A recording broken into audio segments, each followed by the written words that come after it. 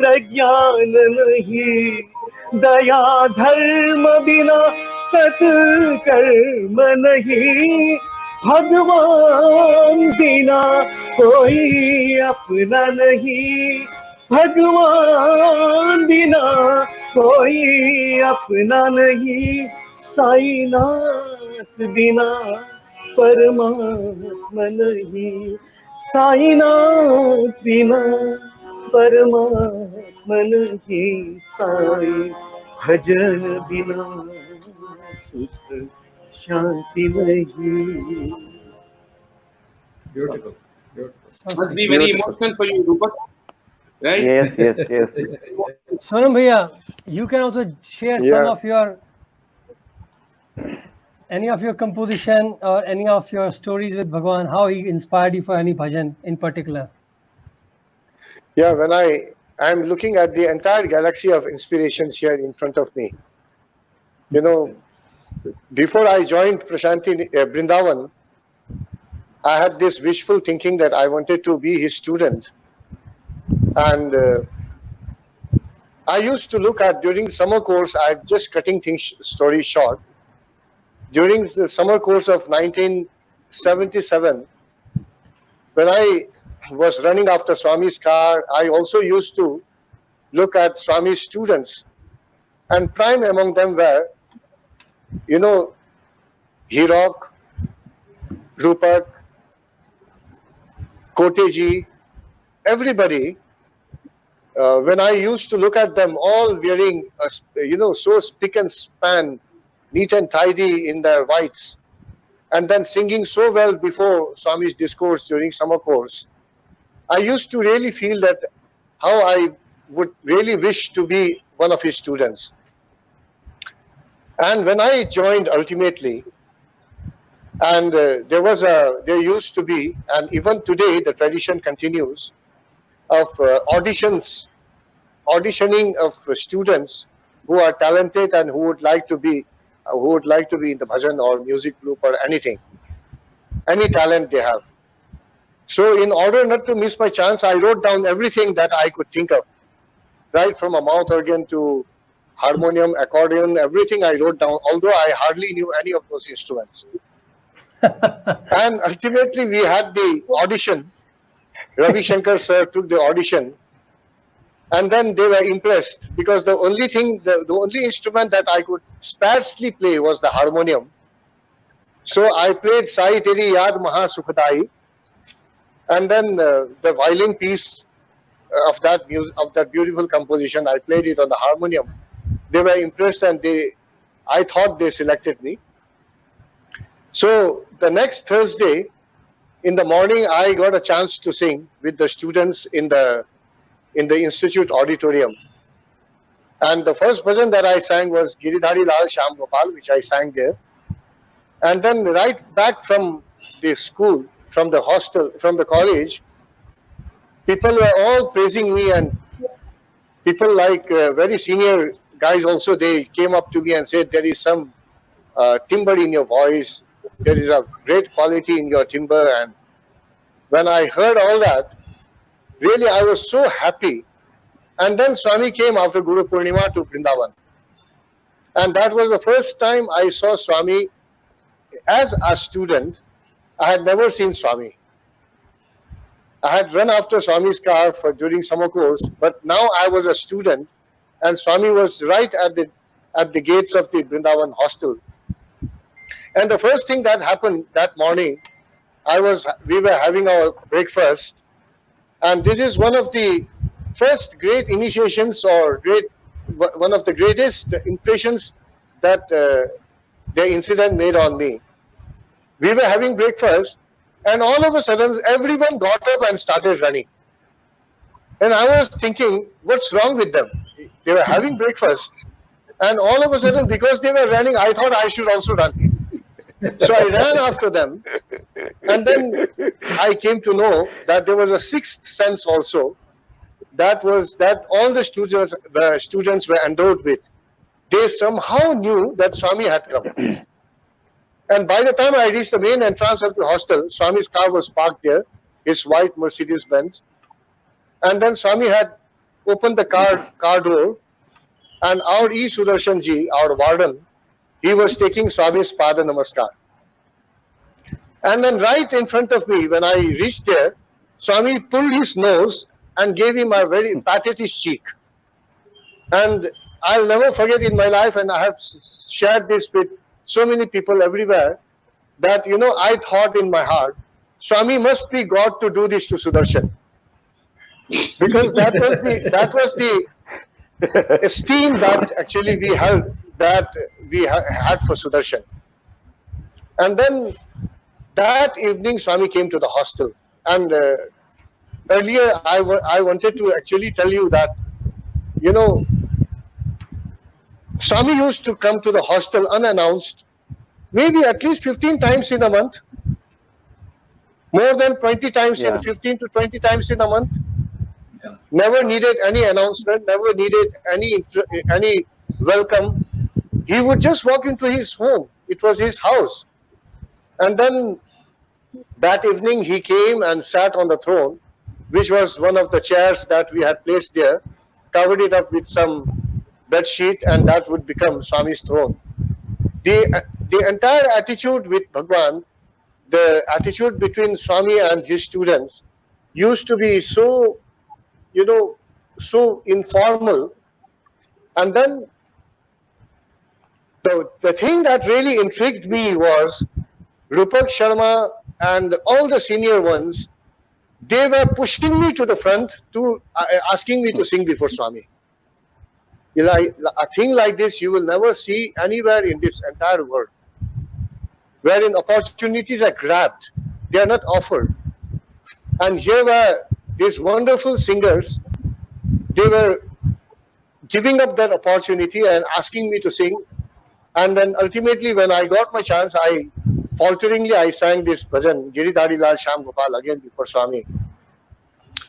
And then Swami went back to his bungalow, and on the way, I believe he asked our principal, we used to call him in short Princy or Ganapati, so Narendra ji. So Professor Narendra was asked by Bhagwan about me, who is that fellow, and Rupak Sharma was the first person to come running, like he came all the way running to tell me, hey Sonam, Swami was talking about you.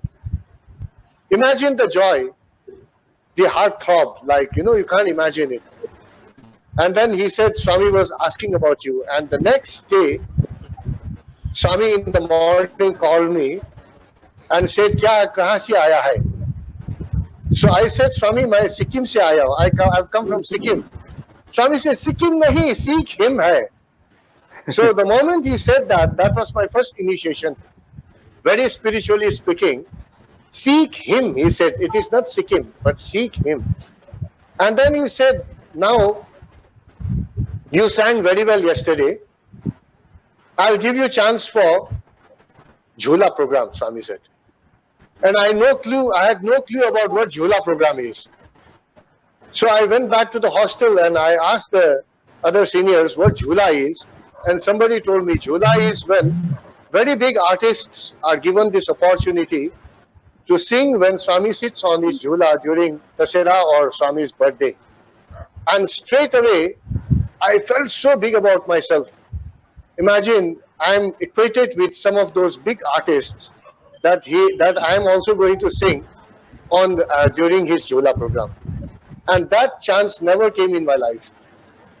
Because I had already become so bloated, I had hit the ceiling so hard that the chance never came to me. And the next Dasera was Ram Katha, right? Rupak ji, Hirak ji? Yes, We yes, sang yes, yes. Ram Katha. And instead of me singing during a program, I was trying to accompany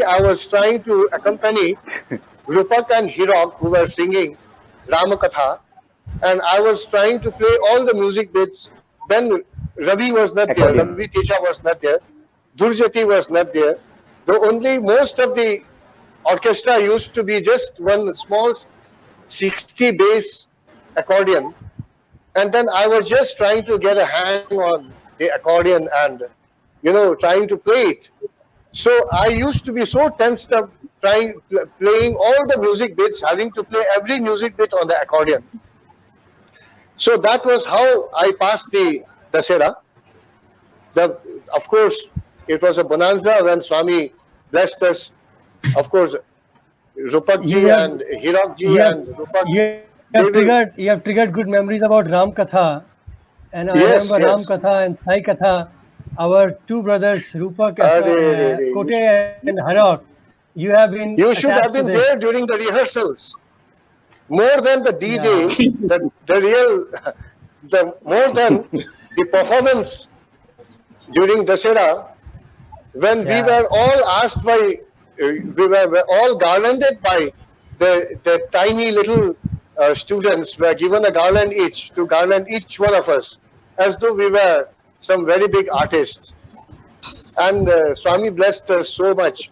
But then the rehearsals used to be fantastic, spectacular rehearsals, spending all the time with Bhagwan.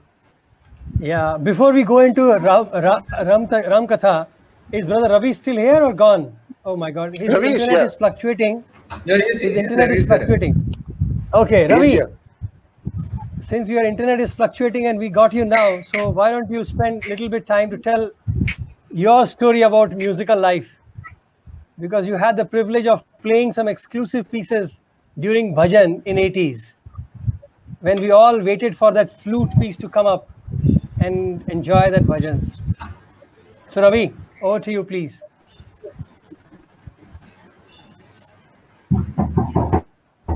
His internet.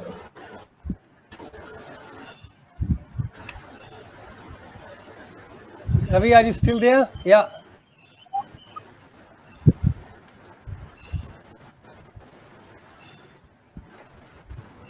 Oh God, I think Ravi is fluctuating. Anyway, I will try to get in touch with him and see if he can come back. So carrying on to the Ram Katha story, I understand, Swami used to use mythological pictures and typically Lord Rama's story lot to promote values of life and to teach everybody, not only students, everybody great lessons. And he himself used to write a lot of things. But I believe Ram Katha was taken from a movie song originally, correct? Lava Kusha movie. And that was later on being sung by many students. And then ultimately in my time also, I have seen our brother Kote and Hirak singing this Ram Katha. And then later on, Bhagwan himself helped in composing Sai Katha, a very worthy composition for this era, for this avatar.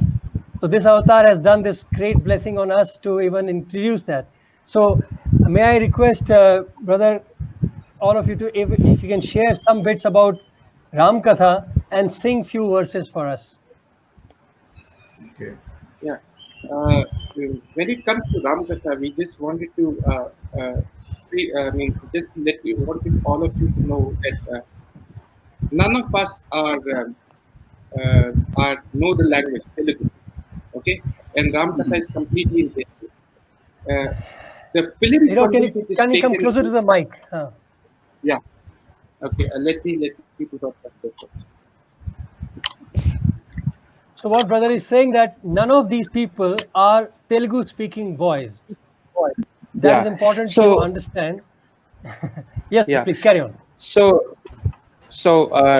And then the Ram Katha is taken from a movie known as Lava Kusha, which was produced and acted by one of the greatest devotees of Swami, Anjali Devi and Adinayan Rao.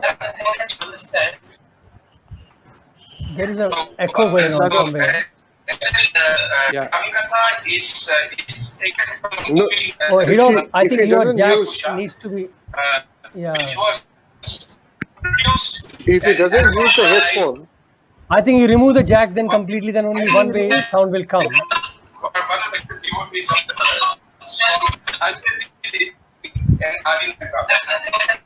No, don't use the headphone at all. Whether you don't, I think. I don't know whose microphone is getting flashed here. Ravi's.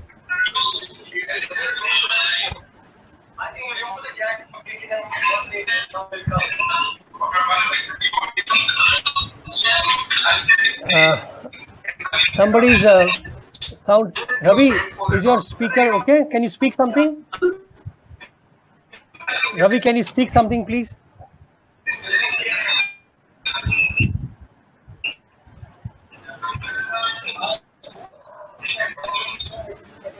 I think Ravi can't hear us. And Ravi, can you hear?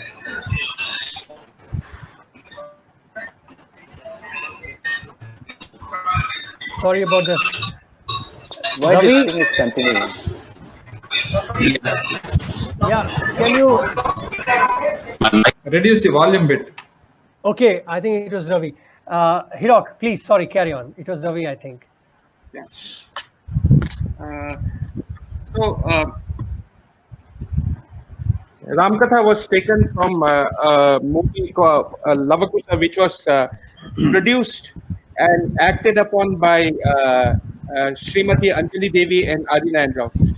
Both of them great devotees of Swami.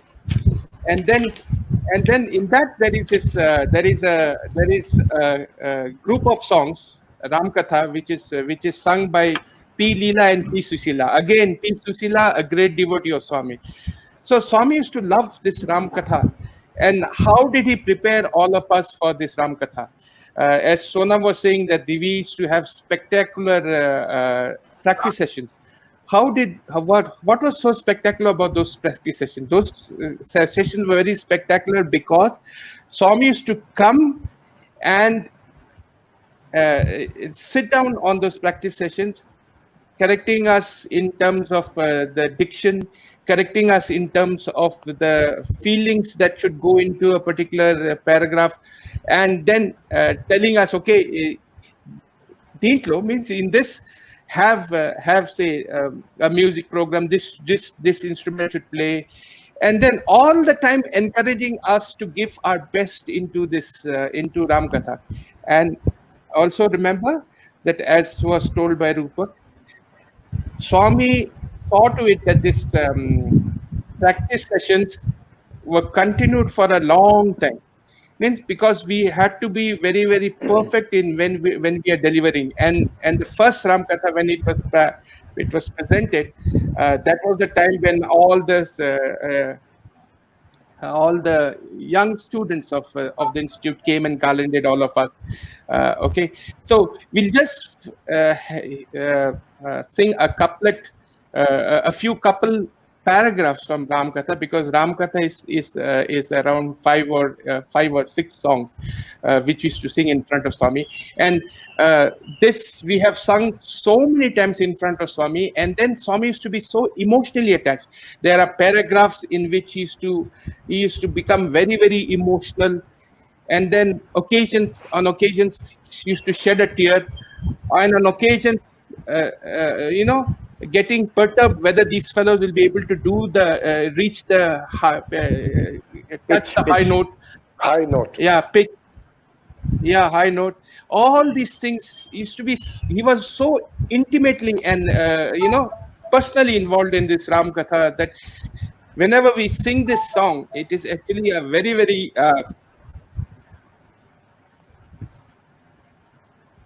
Kote, continue.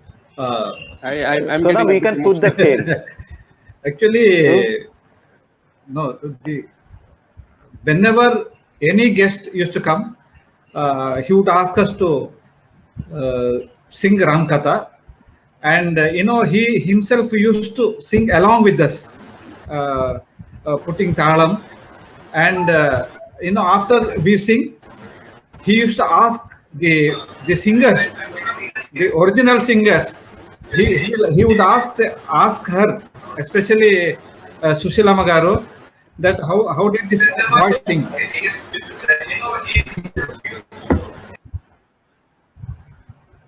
He would ask Sushilama after the program. He would ask her, how did the boy sing? Naturally, the way Swami asked her, she had to tell that Swami, it was very good. Though she was professional, and Swami was there to ask her to say yes to our singing. Actually, we were not at all professional in singing, but Swami made us at par with the original singers, though we were not. Yeah. Yeah, on the whole, if you, in retrospect, Abhi, when I look at it now, did Swami really like those compositions, or he had a fondness for those compositions? So if you look at Yeah. everything that Swami did, he taught mankind, each person in his own idiom. So for those who were into music, he taught through the idiom of music. Yeah. So like that, Yeah. people who were into so many different fields of expertise in life, or so many different passions in life, Swami would have really reacted to them or spoken to them in their own kind. So in our case now, what better way could there be to teach the virtues, the values, the human values portrayed by Sri Ramachandra ji, or anyone in the entire Ramayana epic? So the best way is to make people sing the song, sing the entire story of Rama. And it was, as Hirokji was telling, already the songs were composed, so well composed by such wonderful musicians like Adinaran Rao, already sung by P. Sushila. So our job was only to learn the song, but more than the song, it was the values that the songs portrayed. That was what was Swami ingraining in each one of us, whether we were singing or whether we were playing instruments, but ingraining in each one of us the values imminent in those beautiful songs. So he would do. So Swami would sit with us. He would listen to the music, make corrections. Seemingly, he was making corrections on the music, telling us how to sing, and then our diction, our Telugu, everything. But then, at the core of it, the intention was that we should imbibe those values that Sri Ramachandra ji portrayed in his life. So we can have So few when you paragraphs look at now. it- Yeah. Can we all sing it, please? Can I play the harmonium Yes, yes, Yes. yes, yes. Because like in the old days?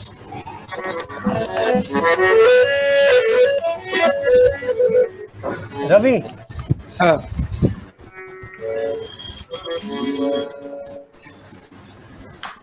so we Yeah, we will can play we the will flute. sing.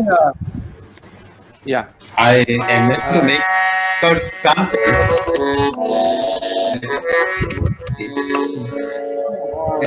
Sorry for the bad connection. We are Sonam and Ravi. We will not sing the whole song. Right. We can sing some parts of it which Shall we sing the last stanza? reacted. Yeah. Sri Raghavan.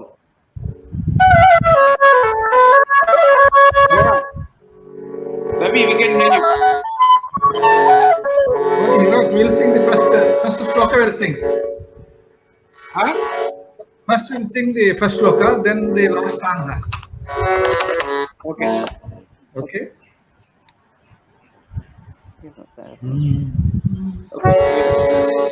I'll stop.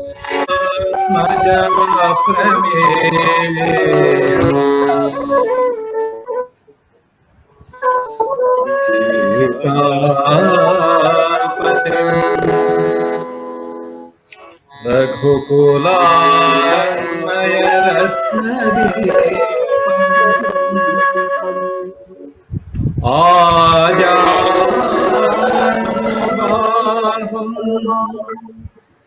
Arvind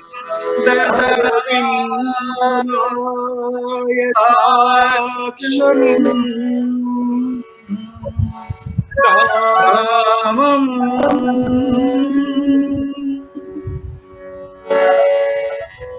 Nish निशाचर विनाशकरं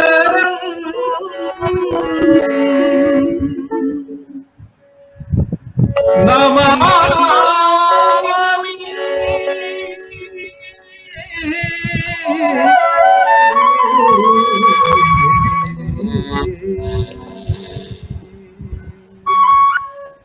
Okay, so this is the sloka which used to start off the Ram Katha. We think the one of the paragraphs which would be very a very favorite of Swami. Okay. Ravi Okay, is a little bit delayed. Yeah. So Kote which sing Yeah, Aruni Villu, the last answer, correct? Yeah, for me, right. the moment you would start Sri Raghavam Dasharathatmajam Aprameyam, the whole feel is so regal. And then for me, I don't know, I am not prejudiced or biased, but when Rupak, Hirak and Koteji, when you sing Sri Raghavam Dasharathatmajam Aprameyam, the feel is completely different. It makes you feel very regal, very majestic. It has nothing to do with, technicalities of music or anything. Technically also you are so sound, but your tonal quality, everything. But the feel with which you sing that bhajan, Swami has ingrained in you that feel to the extent that when you sing, the entire atmosphere changes. That's what I feel personally. Thank you. Thank you. That's because of Swami again. We'll start with it. Yes, that's it. Yes. Yeah. Since Ravi is here, Ravi, can you hear us now? Yeah. So before he again jumps out because of internet problem, Ravi, share something from your side. His internet has been fluctuating very bad, so. Yeah. Ravi, please. Sorry, brother, I'm not able to make out what you're saying.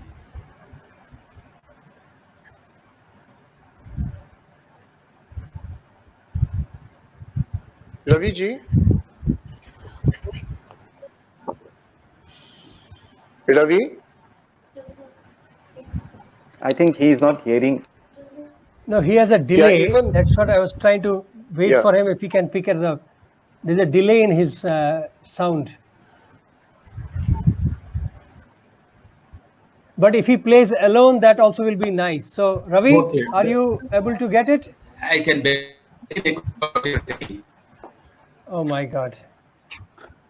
Ravi, why don't you play alone? We want to hear you. There is a real serious problem in internet, I guess. I think he has a serious problem. Yeah. Okay. When it comes to this Ram Katha, But Ravi, when you were playing for Ram Katha, no, it was very, very nice. It was completely blending with the song. It was, Yeah. great thing. No? I think his it net was is all- fluctuating. So when it comes in, it comes in. Otherwise, it goes back again. Okay. I would suggest, Sonam, if you can think of a bhajan, let me tell a small story just for the audience to relate to. It seems in 1970, 69, 70, when Vrindavan was full of trees and devotees, there was no restaurant, nothing outside, and devotees would literally come with their, tiffin carriers and bags in the morning and stay on till the whole day. So it seems everybody used to put their bags on top of different trees and wait for Swami. So it was like a resting time. Look at Mandir, look at the bungalow, and Swami could appear from the balcony, from the window, or many times he will just walk out and go into college. So they used to just wait for him from morning, approximately around 9:30ish. There used to be a train which used to come from Bangalore, and everybody would come in that. And then evening by, I think around 5 o'clock, the train would go back. and there was a return train. So people would really plan themselves to come in that train. So in that section, just near the second gate, which is the bungalow gate, there was a big tree out of many trees, and under that tree, a group of ladies led by Miss Lalita Bose used to sit. She was like an all-women band, and they used to carry dholak and harmonium with them, and they would just wait for Swami. And it seems when Swami would come out, for no reason, they would start singing. And Swami started observing them, because in that time there was no formal darshan, there was no proper, organized structure of bhajan session. Your views, It was 100%. free for all. So when Bhagwan would come, they would all just stand up and stand in the line and take darshan. And when he will go back, they'll again go back under the tree. So it was very informally, it was happening. At that time, Miss Bose with her group of ladies, they came 100% prepared, lady. it seems, and they sat there. And when Swami came out, they started singing bhajans. And it seemed there was old bhajans. One of the bhajans which got really popular later on was Vaheguru, Vaheguru, Govind Jai Jai, Gopal Jai Jai. These are songs, it seems, were sung by those ladies. So I'm imagining, like, how did the bhajan session in Mandir in Vrindavan originated from such an humble beginning, wherein some devotees spontaneously wanted to jump in and start singing. So when you all came in mid 70s, things had already become organized, right? But I believe, could anybody join the bhajan group, or you had to take permission from Swami to go inside? How did he choose who will be singer, who will be able to play the bhajans, who is allowed to play harmonium or tabla? Was there any kind of program process that you'd like to share? Yeah, I'll share how it happened for me. Swami, for singing in front of Swami, it used to be Swami who will give the permission for anybody to sing. That's the first thing. And then, as Swami was saying, as Sonam was saying, in the hostel there used to be a formal process of auditioning the students who will be able to sing. And then, if usually what used to happen was, if you were able to sing properly in the hostel, then there is a possibility that you could sing in front of Swami. This is how it happened. It's like for Kote also, like Swami said, Padu, in sing. That's how it happened. Like that for me, it happened in my first year. At the end of the first year, I actually was. Everybody vacated the hostel, but I did not go. I did not like to go home. Swami said, you get. And then very Swami gave me the chance. I at that time was having only it was not very good and to hear. But then that has been my experience in terms of Rupak, it is breaking. It's breaking up. Rupak, it is breaking up, brother. Can you hear me? Now it's better. Now it's clear. Yeah. Now we can hear you. Yeah. So that is how it happened. Usually there was a process of Swami selecting people to sing in. Selecting people in who can sing in front of him, and there was a process of auditioning in the hostel, and those who were able to sing properly in the hostel were sometimes recommended for Swamis to sing in front of Swami. That's how it started. So there was some sort of formal this thing, but then these were all bhajans only. And then when we then going into solo singing and then orchestration, I think that was a different journey altogether. And maybe Sonam, you can tell, or Rupak, you can tell about how we went into giving programs. Yeah. As you all continue, let me throw a question for our audience. We have a large number of audience listening to us from around the world. I will ask a question and people are free to answer it through the chat. Does anybody know how the bhajans would end? The starting point we all know. Swami had a time, like 9 o'clock the bhajan would start, it will start. But do you know how the bhajans used to end? I'll give you another 5 minutes to answer. Till then our brothers will share stories and they will choose who is the right answer. Brother, continue. As brother Hirok said, in my case, though I used to sing bhajans, Swami never gave me the chance to sing in programs like solo songs. So I joined as talam player first. Then I started playing tanburam. Then during Ramkatha, I used to play this horse bit with the coconut shell. So that's how I was a part of the music group. Group. Later, Swami started. He asked me to sing Ramkatha and Tanpura also. Tanpura also. Later, I became the part of the music group, not the bhajan group, music group. So it was a privilege. It was not easy to enter. Yeah.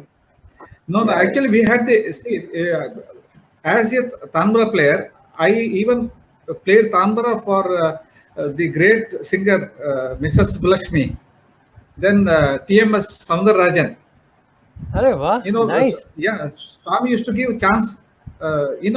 We wanted some chances to be near Swami, and by hook or crook, we used to take some chance.